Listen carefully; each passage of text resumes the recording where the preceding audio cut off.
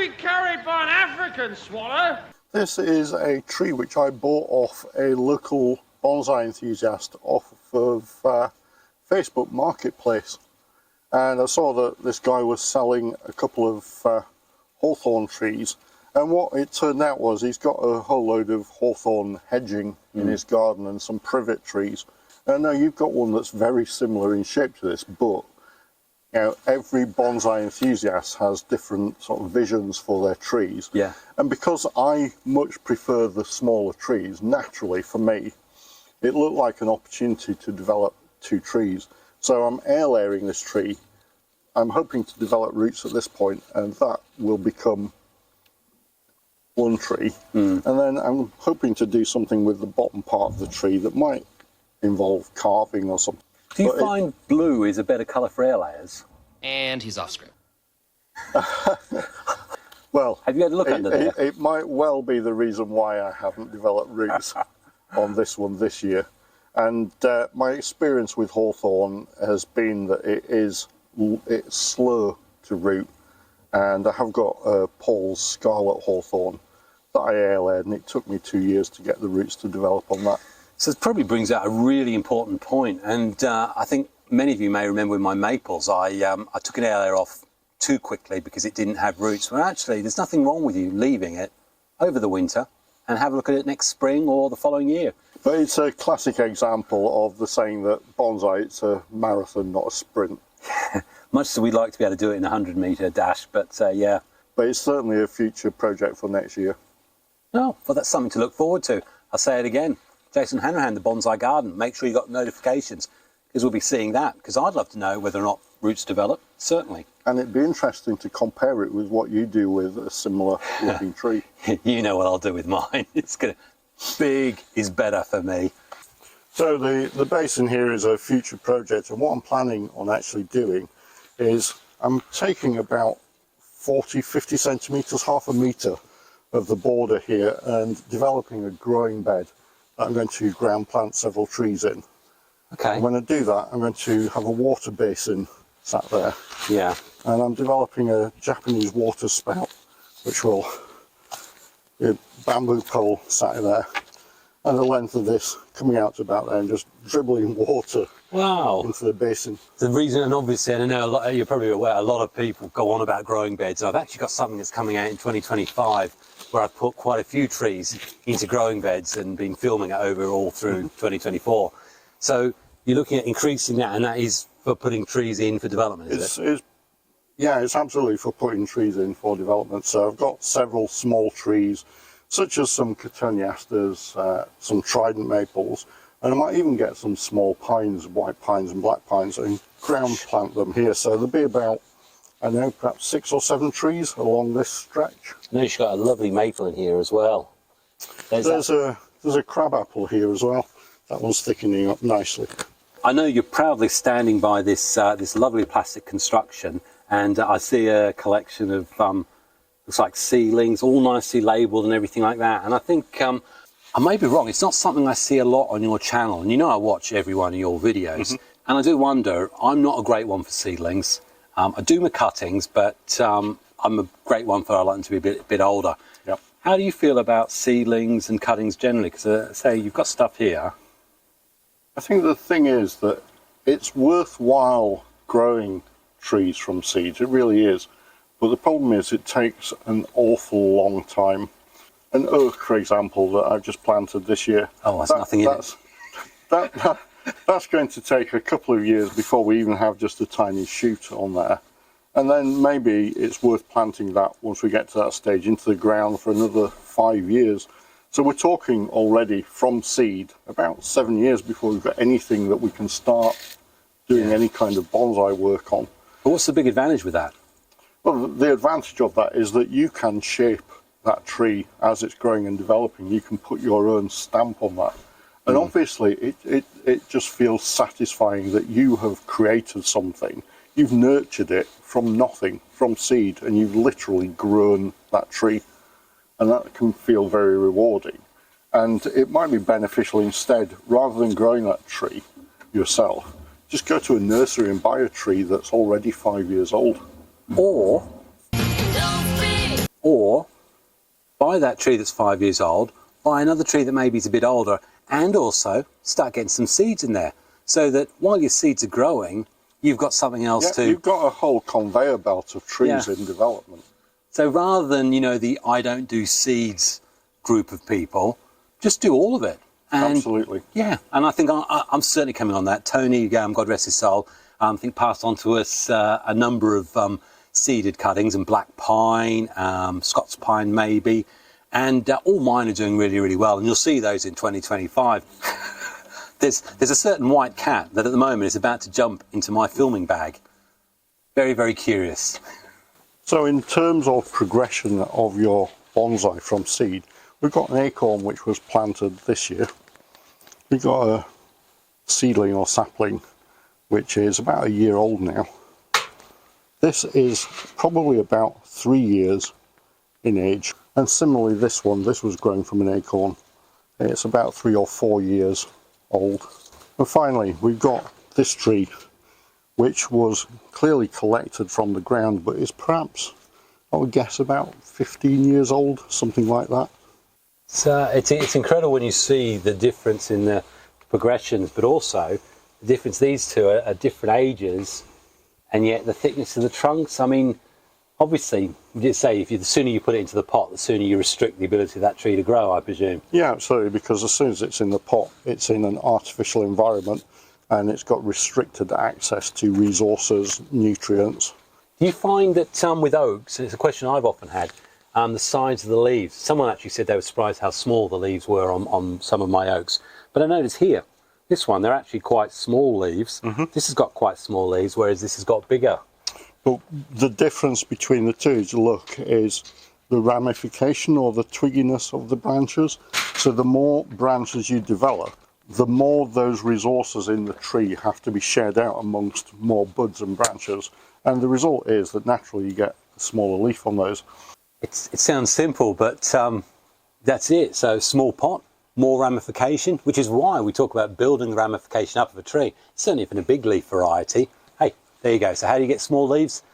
Get it into a pot, but mostly get that ramification going first. You need that ramification. So yeah, lovely.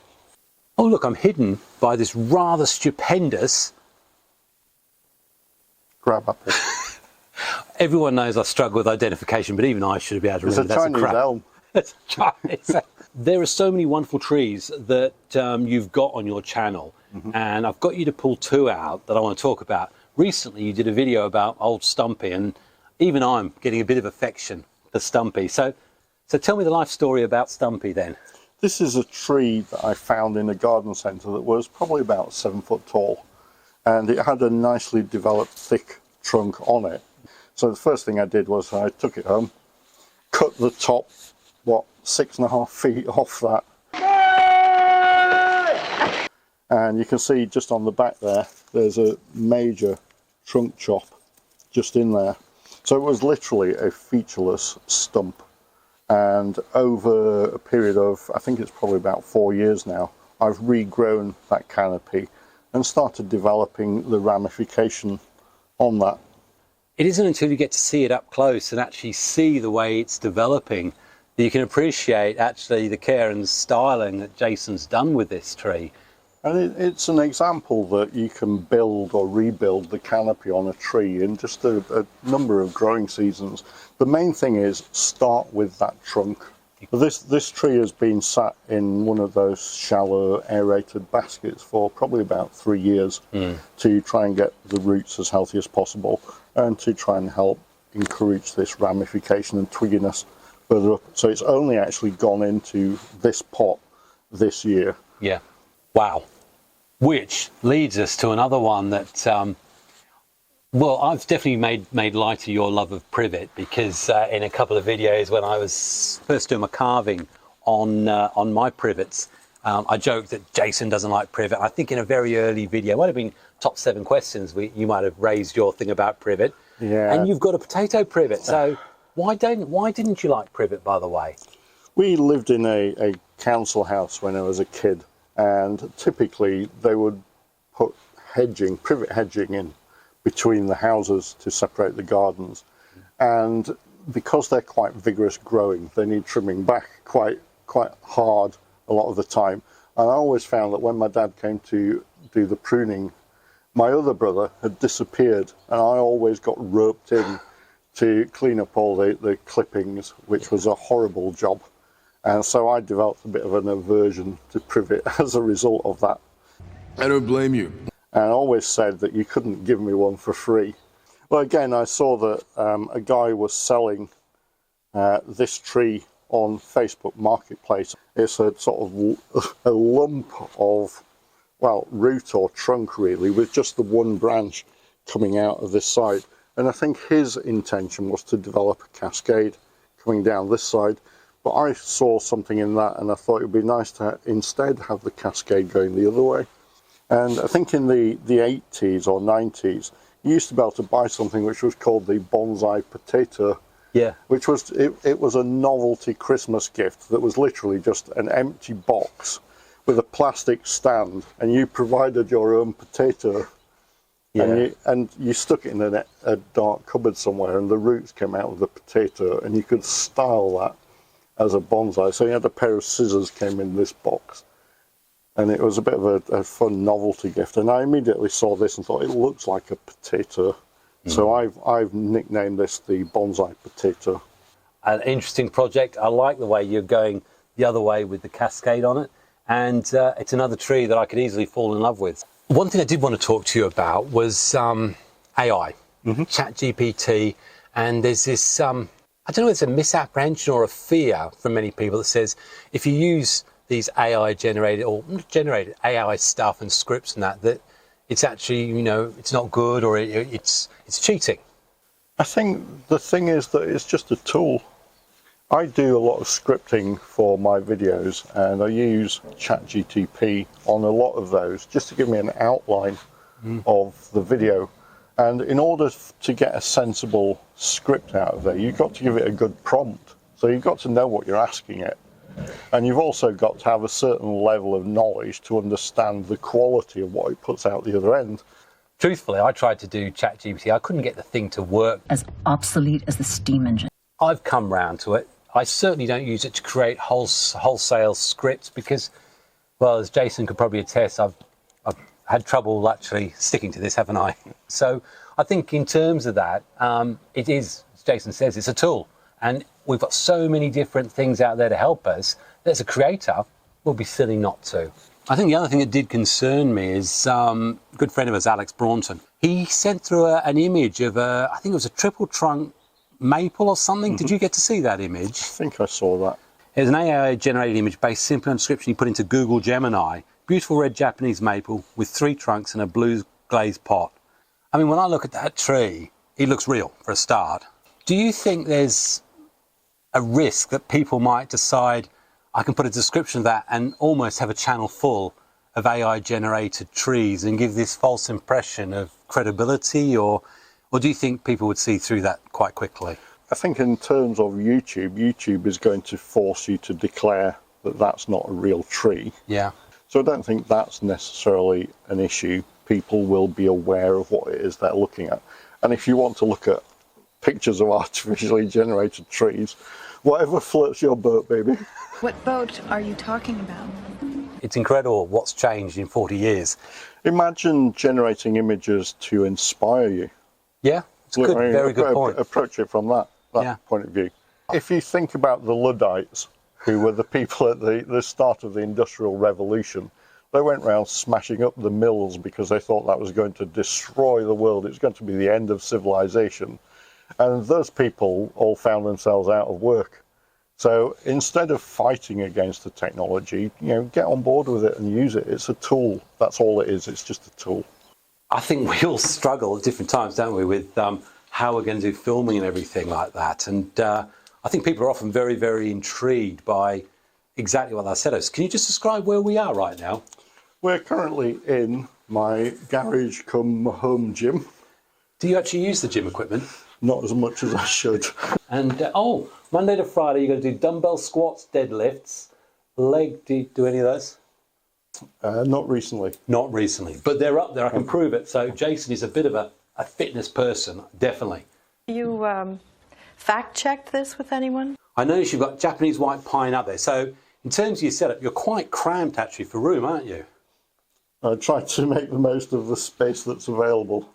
See, this is mostly for doing close-up work, and if I want sort of detailed shots close-up, particularly with sort of high contrast background. I've also got some coloured lights inside, so I can have a sort of that golden glow of the evening as the sun's setting, or even things like lightning effects if I want something that's quite dramatic.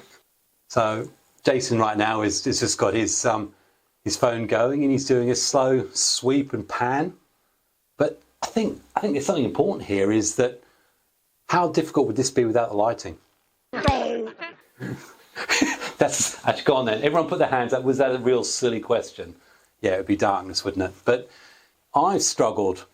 Even when I was doing indoor filming, I thought I could do it with just the normal lights on.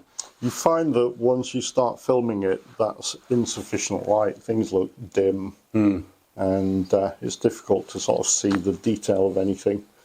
And I think that's something that I've noticed with your channel. It's probably one of the most standout things, is when you do all those wonderful close-up shots of your trees, and they really do pop. And I really like that on your channel. And it is literally you sitting here with your camera. Yeah, with a shaky hand. I thought that was artistic impression to give that sense of movement. It's just shaky hand, is it? It is. Now, I'm going to be a bit cheeky because when you did your air layers, I was thinking of air layers that someone else had done and failed miserably with their tridents. And I saw the tree you had and I thought, actually, I quite like the tree. And again, you've got this thing where you like them to be smaller, and you're going to put this air layer on this trident. I thought, oh, so how's it worked out? Tridents can be a bit difficult to get hold of, and as a result it was quite an expensive tree that I bought from All Things Bonsai, and I was looking for a tree that I could put my own stamp on and do something with.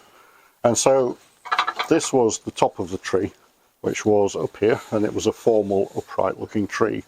But when I looked online at the image, I thought, I can see two trees in there.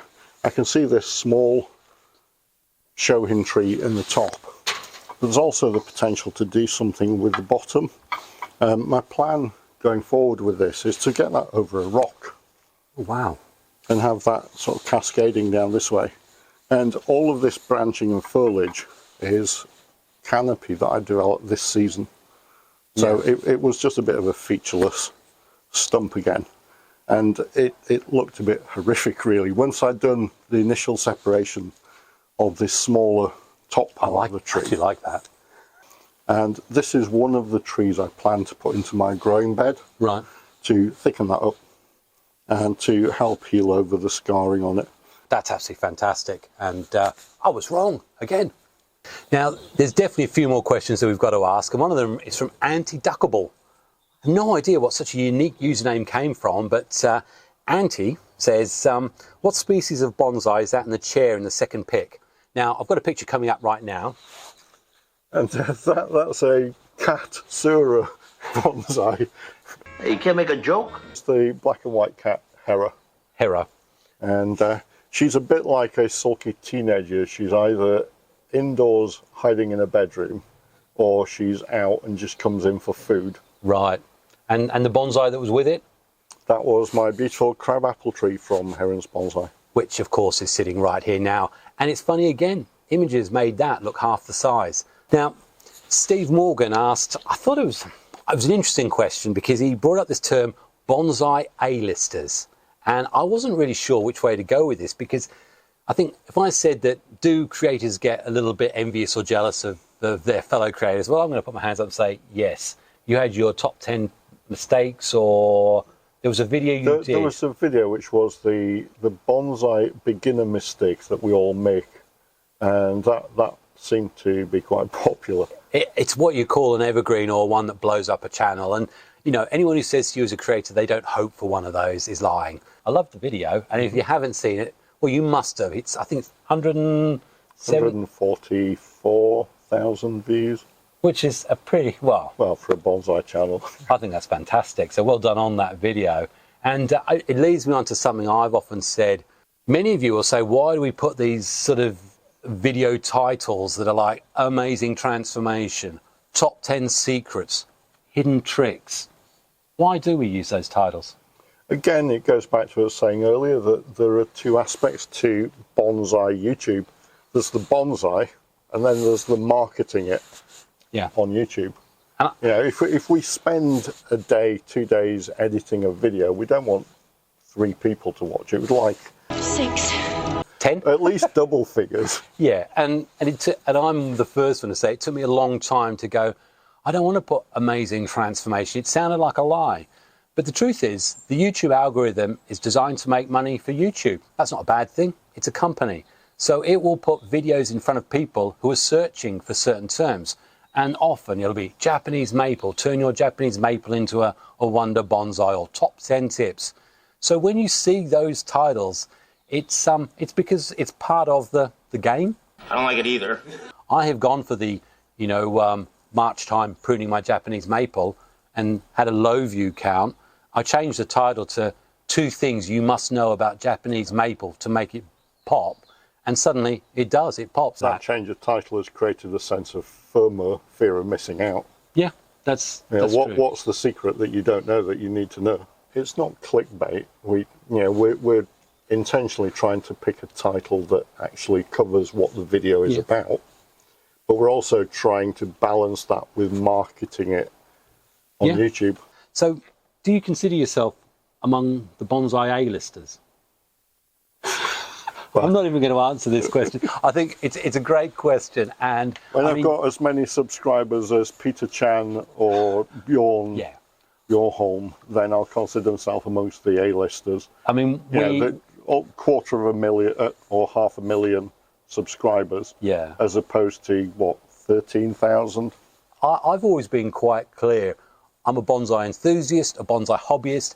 I regularly say that although I'm now accepting that I've got some decent trees and I do actually know what I'm doing, I'm not professional. I haven't done courses. I haven't done any sort of training or tutorials or anything at all. Most of it's from book, watching YouTubes, or just plain experience. I try to tread very, very gently or carefully when it comes to, I'm going to tell you how to do something, because most of you could probably tell me better. And so when you talk about A-listers, Steve, I think that hits one of those nervy points where I'm very wary about going to, because I'm just like the majority of people out there. I'm sure you two are, Jason, as well. Yeah, absolutely. He also asked, is there likelihood to be a collaboration between you, me and Yella? If Yella is over here again. Well, he's looking for opportunities. It's all about finance in the end. It's not cheap to fly over from Germany, and hopefully sort of September time, maybe next year, coming over, because we've got that great big juniper that I bought from Greenwoods, and he did sort of promise to help me with that. So if he's down then, will you be up for coming down and doing a bit of collaboration? Provided it's not the week I'm on my cruise next year. There was one question that came from Dan, the Bonsai Project Kerno, and he said, what's the craziest bonsai experiment you've done, eh? And he sort of said grass layers, and how's the success like? I don't know that it's necessarily a crazy experiment, but this is an experiment I did, which is a beech tree, which seemed to have all of the branching on one side. So I've tried a number of times to graft and thread graft branches in here, and you can see this is the latest attempt. So initially I had this tree as a donor tree, and I had the top of that tree coming through a hole which I drilled into the tree here. And on the back of the tree I've got quite a bit of scarring where I initially tried to feed that branch through at this point. Now I gave up on that particular attempt and retried using a branch from the same tree just a little bit further up. And so I've got that branch curling round, and you can see it's coming out at this side. But although that's been going since the beginning of this year, it really hasn't thickened up and it's not been effective. And now for something completely different. No, who is the fastest, the European swallow or the African swallow?